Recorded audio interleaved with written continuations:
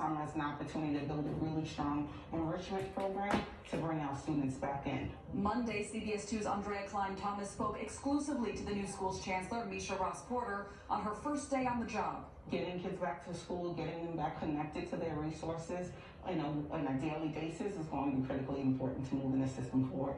To start catching up from this learning loss, Allie Bauman, CBS 2 News. To start catching up from this learning loss. Again, I'll repeat. Good morning to you, yes. Kids have been behind before remote learning, before this pandemic. Stop using this excuse in the media to say that remote learning is the reason for learning loss. And because basically you're blaming teachers without blaming teachers. Because, we're doing the same thing we've been doing in the school buildings. There's nothing different. The fact that students, English language learners, does not have resources is not a teacher problem. That's the system in general. That's the government. That's not us. All we could do is teach. We can't control the resources we have. So it's like this whole thing where, okay, yes, open up the school buildings because it's learning loss because of remote learning. When that's not the reason. Stop putting this in the media, you know what I mean? Because it's not true. It's just not true.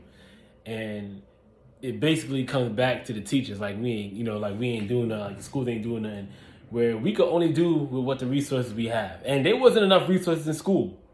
There wasn't enough resources to help English language learners in school building, So I'm really not understanding. We had attendance problems in school. We had the same problems we had with remote learning in school.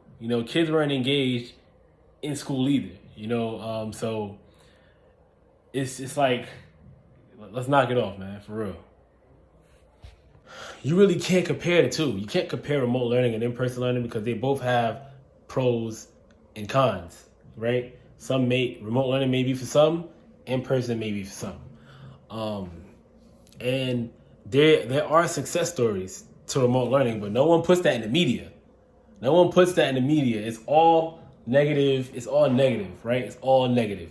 The reason why we were, and then on top of that, they're talking about, okay, we have to go back March 22nd, right? But summer school's gonna be remote. So what's the point of going back now? It's like, it's just inconsistent. The decisions being made are just so inconsistent, I don't know, man. Stop putting this negative stuff out.